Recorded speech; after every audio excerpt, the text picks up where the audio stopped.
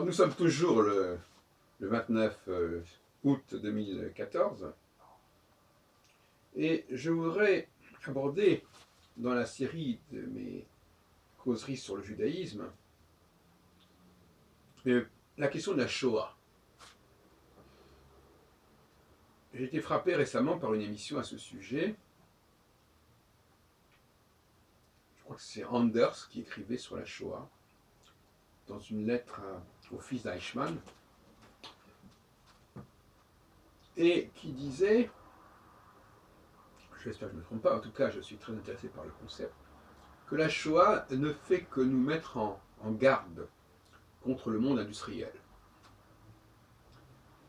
Et que si cette Shoah fait sens, c'est bien pour dénoncer le taylorisme.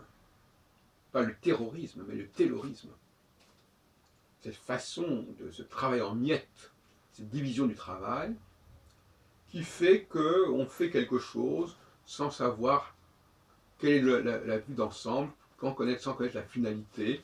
Voilà, on fait son petit travail, et puis voilà. Cette mentalité, elle est évidemment, elle n'a pas cessé avec la Shoah.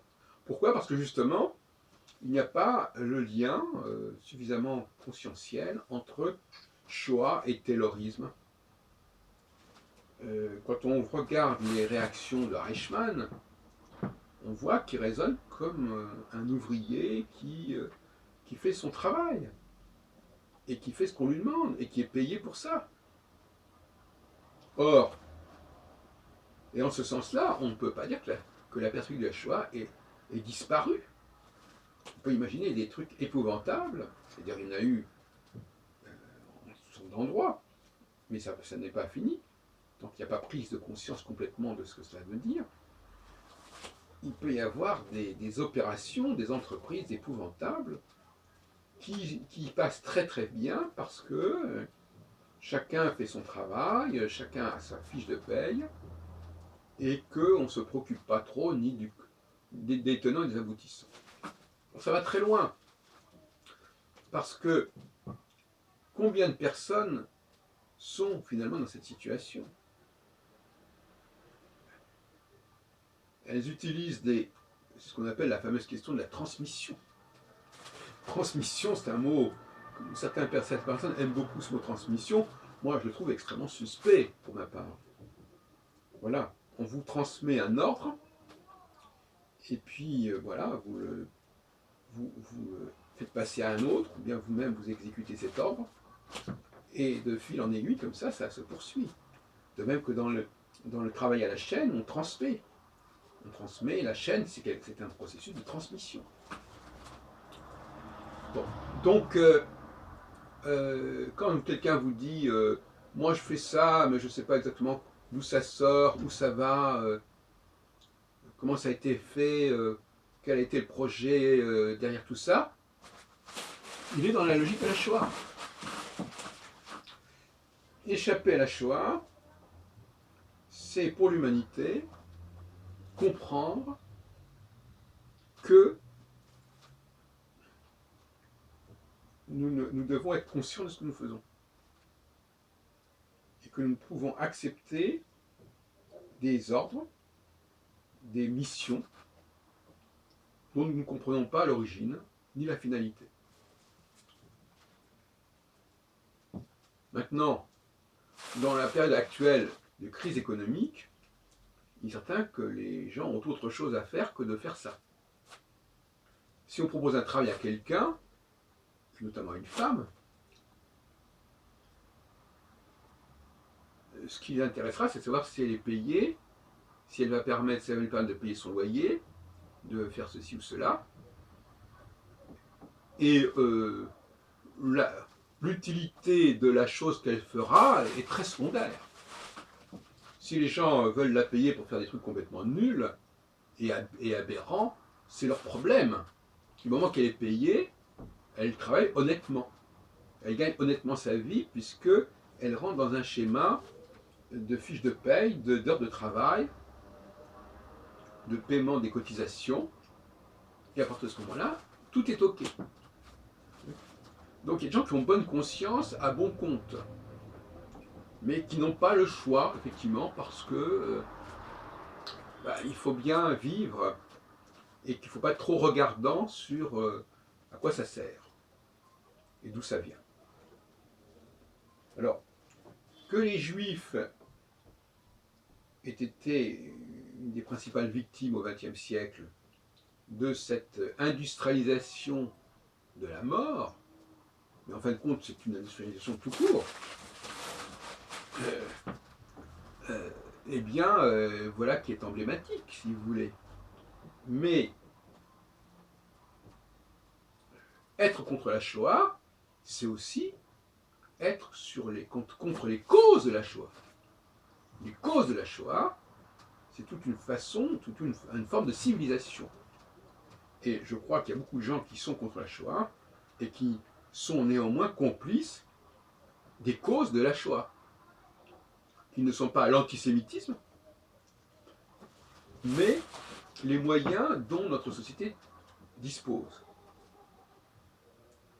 Je prendrai par exemple l'exemple du pistolet, du revolver, comme on voudra, du Colt. À partir du moment où cet objet existe, il va permettre toutes sortes de dérives. C'est un fait. Donc c'est bien l'objet qui fait problème. Si cet objet n'existait pas, il n'y aurait pas des gens qui se tueraient, il n'y aurait pas des femmes qui tueraient leur mari, ou je ne sais pas quoi. Il n'y aurait pas quelqu'un qui a un pistolet, il peut narguer 100 personnes dans une salle. Même une personne qui elle-même est très faible, donc elle a son pistolet. Donc ça perturbe totalement l'équilibre des choses, l'ordre des choses. La machine perturbe fondamentalement l'ordre des choses. S'il n'y avait pas cette efficacité du pistolet, c'est pour ça que généralement quand on fouille, quand il y a un plan de Vigipirate, on regarde si les gens n'ont pas d'objets métalliques. Parce que tant qu'on n'a pas d'objet métallique, finalement, on a le temps de penser. Il est plus facile de tuer quelqu'un en faisant un coup de pistolet qu'en l'étranglant, par exemple, ou en lui donnant des coups. Donc là, on a le temps de réfléchir. Donc voilà, on voit bien que la machine accélère le processus, lui donne une efficacité excessive, et qu'il vaudrait mieux qu'on soit moins efficient dans tous les sens du terme. Donc, moi, en tant que juif, j'ai toujours pensé, en réalité, que l'ennemi, c'était pas, que le problème n'était pas la Shoah, que la Shoah n'était qu'un symptôme d'une crise de civilisation. Et d'ailleurs, j'ai beaucoup d'admiration pour les œuvres de Frank Herbert, en science-fiction, la série Dune, où on voit une humanité qui élimine les ordinateurs et il faut éliminer les objets qui peuvent conduire à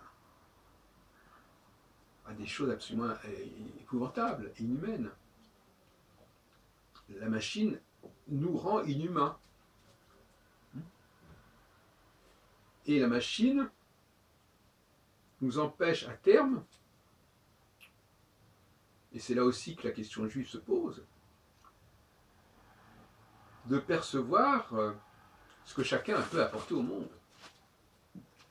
Parce que par le système n'importe qui peut se faire passer pour n'importe quoi. Le cinéma en est un bon exemple. On est dans un monde de trucage. Quand on est à la radio notamment, on se demande vraiment comment ça se passe. Les gens lisent des textes comme ça, avec un ton un peu vivant, comme s'ils devaient redonner vie à des textes morts. C'est un peu d'ailleurs le problème des interprètes en musique. Donc, nous sommes envahis par la mort, nous sommes envahis par un monde où on prend les choses mortes et on leur redonne de la vie. donne un texte à quelqu'un, voilà, lisez-le en mettant le ton, et alors tout de suite ce texte revit, mais il est mort, il date il y a je ne sais pas combien de temps, c'est pas un texte du moment, mais on lui donne une dimension présente parce que la personne qui va le lire est dans le présent. Mais en réalité, elle est complètement dominée par le passé et par la mort. Donc pour moi, la Shoah, c'est un signal d'alarme concernant une humanité qui a le culte de la mort. C'est d'autant plus symbolique que justement la Shoah part de la mort. Mais la mort, ça fait quand même 60 ans que la Shoah a eu lieu. La mort, elle est toujours là. Je parle même pas de l'assassinat.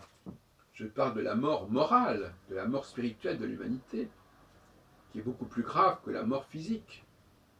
Il y a de même qu'il y a une écologie, l'écologie matérielle est beaucoup moins problématique que l'écologie spirituelle. Alors moi j'aimerais bien plutôt qu'on s'intéresse à l'écologie spirituelle, c'est-à-dire la santé mentale, morale de l'humanité, et pas uniquement aux questions de pollution. D'ailleurs, de toute façon, la notion de notre spiritualité, notre psychisme, il est pollué également. Il est parasité.